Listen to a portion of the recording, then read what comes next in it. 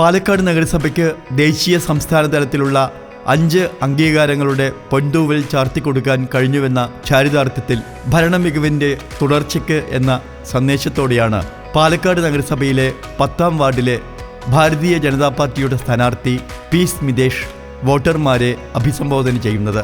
അന്തരീക്ഷ മലിനീകരണം തടയുന്നതിൽ വിജയം കൈവരിച്ച ഇന്ത്യയിലെ 1ാമത്തെ നഗരസഭയായി ന്യൂഡൽഹിയിലെ നേതാജി സുഭാഷ് ചന്ദ്രബോസ് യൂണിവേഴ്സിറ്റിയുടെ ഈ വർഷത്തെ ഗ്ലോബൽ എക്സലൻസ് അവാർഡ് പാലക്കാട് നഗരസഭയ്ക്ക് ലഭിക്കുന്നതിൽ നിർണായകമായ പങ്കുവഹിച്ച പി സ്മിതേഷ് ക്രിയാത്മകമായ പ്രവർത്തനങ്ങളിലൂടെയാണ് മുന്നോട്ട് പോകുന്നത്. മാലിന്യ സംസ്കരണത്തിൻ്റെ മികവ് കണക്കിലെടുത്ത് സംസ്ഥാന സർക്കാരിൻ്റെ 5 അവാർഡുകൾ പാലക്കാട് നഗരസഭയ്ക്ക് ലഭ്യമാക്കുന്നതിൽ ആരോഗ്യ സ്റ്റാൻഡിംഗ് കമ്മിറ്റി ചെയർമാനായിരുന്ന പി സ്മിതേഷിന് കഴിഞ്ഞിട്ടുണ്ട്. ജില്ലയിലെ ഹെഡ്ക്വാർട്ടേഴ്സായ പാലക്കാട് നഗരത്തിൽ വൈവിധ്യമാർന്ന വികസന പ്രവർത്തനങ്ങൾ യാഥാർത്ഥ്യമാക്കാൻ കഴിഞ്ഞുവെന്ന് സ്മിതേഷ് സാക്ഷ്യപ്പെടുത്തുന്നു. യുവമോർച്ചയിലൂടെ പൊതുപ്രവർത്തന രംഗത്തേക്ക് കടന്നു വന്ന സ്മിതേഷ് 3 തവണ BJPയുടെ മണ്ഡലം പ്രസിഡന്റായും ജില്ലാ ട്രഷററായും പ്രവർത്തിച്ചിരുന്നു. ഇപ്പോൾ ഭാരതീയ ജനതാ പാർട്ടിയുടെ ജില്ലാ ജനറൽ സെക്രട്ടറിയാണ്. BJPയുടെ സിറ്റിംഗ് വാർഡായ 10ാം വാർഡിൽ വികസനത്തിൻ്റെ തുടർച്ച യാഥാർത്ഥ്യമാക്കാൻ മുന്നിലുണ്ടാവുമെന്ന് സ്ഥാനാർത്ഥിയായ പി സ്മിതേഷ് സാക്ഷ്യപ്പെടുത്തുന്നു. തദ്ദേശ സ്വയംഭരണ സ്ഥാപനങ്ങളിലേക്ക് നടക്കുന്ന വിധി നിർണായകമായ തെരഞ്ഞെടുപ്പിൽ പാലക്കാട് നഗരസഭയിലെ 53 വാർഡുകളിൽ ഏറ്റവും ശ്രദ്ധേയമായ തെരഞ്ഞെടുപ്പ് നടക്കുന്ന വാർഡാണ് 10ാം വാർഡ്. BJPയുടെ ശ്രദ്ധേയനായ സ്ഥാനാർത്ഥി പി സ്മിതേഷാണ് മത്സരിക്കുന്നത്. നമസ്കാരം സ്മിതേഷ്, എങ്ങനെയാണ് അവസാന റൗണ്ട് പൂർത്തിയായിരിക്കുന്നു, ഇപ്പോഴുള്ള ഫീഡ്ബാക്ക് എങ്ങനെയാണ്? ഞങ്ങളെ സംബന്ധിച്ച് ഇലക്ഷൻ്റെ പോളിംഗ് ദിവസം രാവിലെ വരെ ഞങ്ങളെ സംബന്ധിച്ച് അവസാനത്തെ റൗണ്ട് തന്നെയാണ്. അപ്പോൾ ആ ദിവസങ്ങളും നമ്മൾ വീട് കയറാൻ വേണ്ടി ഉപയോഗപ്പെടുത്തും. പുതിയൊരു വാർഡാണ്, പുതുതായി രൂപീകരിക്കപ്പെട്ട ഒരു വാർഡാണ്. ഈ വാർഡിൽ എത്തിയപ്പോഴുള്ള ഒരു അനുഭവം എങ്ങനെയാണ്? പുതിയൊരു വാർഡ് എന്നുള്ള കൺസെപ്റ്റ് ഇല്ല. കാരണം ശേഖരപുരത്തുനിന്ന് ഇത് ഒരുപാട് ഒഴിഞ്ഞ പ്രദേശങ്ങളിലൊരു വാർഡായിരുന്നു ഈ വാർഡ്. അപ്പോൾ നഗരത്തിൻ്റെ പല ഭാഗത്തുനിന്നും കുടിയേറി പാർത്ത ഒരുപാട് ആളുകളുണ്ട്. അവരെല്ലാം ചിരപരിചിതരാണ്. എൻ്റെ വാർഡിൽ മാത്രം ഏതാണ്ട് 100 കുടുംബങ്ങൾ ഇവിടെ കുടിയേറി പാർത്തിട്ടുണ്ട്. അപ്പോൾ അവിടെ എല്ലാം അഭ്യർത്ഥന പ്രകാരം ഞാനൊന്ന് മത്സരിക്കാൻ തയ്യാറായത്.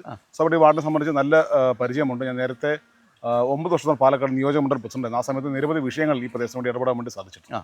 ഈ പ്രത്യേകിച്ച് ഇപ്പോൾ ഈ വാർഡിൻ്റെ വിവിധ ഭാഗങ്ങളിൽ പോയപ്പോൾ എന്തെല്ലാം വികസന പ്രവർത്തനങ്ങളാണ് ശ്രദ്ധയിൽപ്പെട്ട് കാണിച്ച് നമ്മൾ നടപ്പാക്കാൻ ഉദ്ദേശിക്കുന്ന സംഭവങ്ങളുണ്ടല്ലോ വാർഡിൽ, എന്തെല്ലാം കാര്യങ്ങളാണ് ചെയ്യാൻ? ഇപ്പോഴും നമുക്ക് ഈ വാർഡിൻ്റെ ഒരു 70% പ്രദേശവും നഗരത്തിൻ്റെ ഭാഗമാണെന്ന് പറയാൻ കഴിയാത്ത സാഹചര്യമുള്ളത്. ഇവിടെ ഒരു ഗ്രാമീണ പ്രദേശമാണ്. അതുകൊണ്ട് പാലക്കാട് നഗരസഭാ കേന്ദ്രത്തിൽ നിന്നും ഏറ്റവും ദൂരെ കിടക്കുന്ന വാർഡ് കൂടിയാണ്. അപ്പോൾ നഗരസഭയിൽ നിന്ന് കിട്ടുന്ന ആനുകൂല്യങ്ങൾ ലഭ്യമാക്കാൻ വേണ്ടി ജനങ്ങൾ ഒരുപാട് കഷ്ടപ്പെടുന്നുണ്ട്. നിരവധി തവണ ഇവിടെ നമുക്ക് നിരവധി വർഷങ്ങൾക്ക് ശേഷവും നമുക്കൊരു നഗരസഭയുടെ ആവശ്യങ്ങൾക്ക് ജനങ്ങൾക്ക് സമീപിക്കാൻ ഒരു സബ് സെൻറ്റർ ഇവിടെ നമുക്കൊരു സാധ്യതയുണ്ട്. ജനങ്ങൾക്ക് നഗരസഭയിൽ ചെന്ന് ആനുകൂല്യങ്ങൾക്കും മറ്റൊരു സർട്ടിഫിക്കറ്റിന് വേണ്ടി സമീപിക്കാതെ തൊട്ടടുത്ത് അയൽപ്പക്കുന്ന സർട്ടിഫിക്കറ്റ് കിട്ടുന്ന സംവിധാനങ്ങൾ ഇവിടെ നമുക്ക് ആരംഭിക്കാനുള്ള സാധ്യതയുണ്ട്. ഒട്ടേറെ വിഷയങ്ങൾ നമുക്കൊരു കമ്മ്യൂണിറ്റി ഹാളിലെ സാധ്യതയുണ്ട്. ഒരുപാട് വികസന പ്രവർത്തനങ്ങൾ എണ്ണിയാലൊടുങ്ങാത്ത, എനിക്ക് തോന്നുന്നു പാലക്കാട് നഗരസഭയിലെ 53 വാർഡുകളിലും ഏറ്റവും കൂടുതൽ വികസനം ദാഹിക്കുന്ന ഒരു വാർഡാണ് ഈ വാർഡ്. എന്തെല്ലാമാണ് പ്രത്യേകിച്ച് പ്രധാനമായിട്ട് മുന്നോട്ട് വയ്ക്കുന്ന ഒരു രാഷ്ട്രീയ അജണ്ട എന്താണ്? കാരണം വെച്ചാൽ വാർഡ് മാത്രമല്ല, BJPയുടെ ഒരു നേതാവ് കൂടിയാണല്ലോ താങ്കൾ. എന്താണ് പ്രധാനമായിട്ട്? പൊതുവെ BJP ജനപ്രതിനിധികളുടെ ഒരു പ്രത്യേകത എന്നുള്ളത് ഡോർ ടു ഡോർ സർവീസ് എത്തിക്കുക എന്നുള്ള ശൈലിയാണ് BJP കൗൺസിലർമാരുള്ളത്. ഇവിടെ നമുക്ക് നിലവിൽ ഏറ്റവും കുറവുള്ളതൊരു കൗൺസിലറുടെ സാന്നിധ്യം ഇവിടെ ഇല്ല എന്നുള്ളതാണ്. മുൻകാലങ്ങളിൽ കഴിഞ്ഞ മീനാക്ഷി ചേച്ചി വന്ന ശേഷമാണ് അതിനൊരു മാറ്റം വന്നത്. എല്ലാ വീടും ചെന്ന് സഹായങ്ങൾ എത്തിക്കുക എന്നുള്ളൊരു രീതി തുടങ്ങി വെച്ചത് അവരാണ് ഈ വാർഡിൽ. ഇത് ജനങ്ങൾക്കൊരു പുതുമയായിരുന്നു. പക്ഷെ ഒരു വനിത എന്നുള്ളതിൻ്റെ പരിമിതികൾ അവർക്കുണ്ടായിരുന്നു. ഇപ്പോൾ അവർ അതെല്ലാം മറികടന്നുകൊണ്ട് കുറേയേറെ കാര്യങ്ങൾ ചെയ്യാൻ വേണ്ടി സാധിച്ചിട്ടുണ്ട്. എനിക്ക് തോന്നുന്നു ഒരു പുരുഷൻ എന്ന നിലയ്ക്ക് കുറച്ചുകൂടി കൂടുതൽ കാര്യങ്ങൾ അർദ്ധരാത്രിയിൽ ശരി പുറകാലത്താൻ ശരി ഏതൊരു ആവശ്യം വിളിച്ചു കഴിഞ്ഞാൽ എത്താൻ സാധിക്കുന്ന ഒരു രീതിയിലേക്ക് പ്രവർത്തനം കൊണ്ടുപോകാൻ സാധിക്കും. അതിൻ്റെ ഒരു കുറവുണ്ട്. ജനങ്ങൾ കൗൺസിലർ പോയി ചെന്ന് കണ്ട് കാര്യങ്ങൾ നടപ്പിലാക്കി എടുക്കുക എന്നൊരു സംവിധാനം ഇവിടെ ഉള്ളത്. അതിന് മാറ്റം വരുത്തിക്കൊണ്ട് ജനങ്ങളുടെ വിഷയങ്ങൾ ചോദിച്ച് മനസ്സിലാക്കാതെ അവരുടെ കൂടെ നിന്ന് അനുഭവിച്ചറിഞ്ഞുകൊണ്ട് അവർക്ക് വേണ്ട കാര്യം ചെയ്യാൻ വേണ്ടി സാധിക്കുന്ന ഒരു പ്രദേശം കൂടിയാണ് ഈ പ്രദേശം. എന്തിനാണ് ഈ അവാർഡ് കിട്ടിയത്? സ്വാഭാവികമായിട്ടും സ്ഥിരസമിതി അധ്യക്ഷൻ നൽകി ഡൽഹിയിൽ വെച്ച് അവാർഡ് സ്വീകരിച്ചു.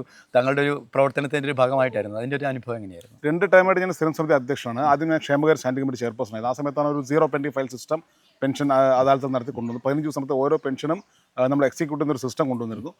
ഹെൽത്ത് സ്റ്റാൻഡിംഗ് കമ്മിറ്റി ചെയർമാനായ ശേഷം നിരവധി പ്രവർത്തനങ്ങൾ നമുക്ക് മാലിന്യ നിർമ്മാണ രംഗത്ത് ചെയ്യാൻ വേണ്ടി സാധിച്ചിട്ടുണ്ട്. അതിൽ 5 സംസ്ഥാന അവാർഡുകൾ ഈ വിഷയത്തിൽ പാലക്കാട് നഗരസഭ ആരോഗ്യത്തിൽ ലഭിച്ചിട്ടുണ്ട്. ഒരു ഗ്ലോബൽ എക്സലൻസ് അവാർഡ്, അന്തരീക്ഷ മലിനീകരണം നിയന്ത്രിക്കുന്നതിൽ ഒരു ഗ്ലോബൽ എക്സലൻസ് അവാർഡും പാലക്കാട് നഗരസഭയ്ക്ക് ഇതിലൂടെ ലഭിച്ചിട്ടുണ്ട്.